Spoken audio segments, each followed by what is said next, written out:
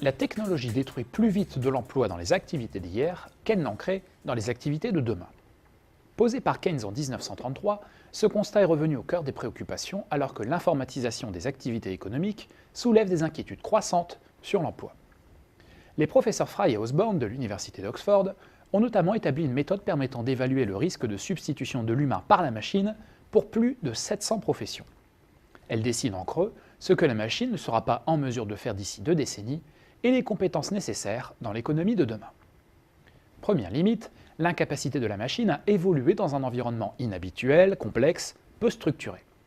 Alors certes, la voiture autonome existe déjà techniquement, mais elle réduit pour cela la perception de son environnement à tout un ensemble de données mathématiques. En l'état, la machine ne parvient pas à distinguer l'essence des choses, c'est-à-dire ce qu'on ne peut leur ôter sans les dénaturer. Très concrètement, il suffit qu'un objet se présente sous un jour inhabituel pour que la machine ne soit plus capable de l'identifier. Deuxième limite, l'incapacité de la machine à exercer une intelligence créative. Les programmes existants capables de produire, tels Aaron pour la peinture ou EMI pour la musique, peuvent difficilement être qualifiés de créatifs.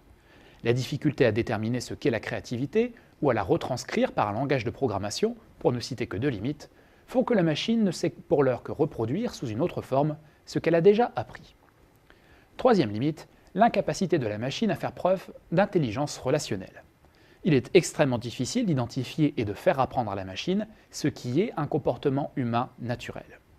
Négocier, plaisanter, prendre soin, encadrer ou encore former resteront des activités humaines. Le fameux test de Turing, consistant en 2 mots pour une machine à ne pas être identifiée comme telle à l'occasion d'une conversation textuelle avec des humains, n'a pour l'heure jamais été passé avec succès. À ces aspects essentiellement technologiques, il faudra également ajouter des questions de coût de main-d'œuvre et de capital, mais aussi d'acceptation ou de résistance sociale et politique. Ces travaux permettent malgré tout de distinguer les compétences ou qualités qui protégeront de la substitution par la machine.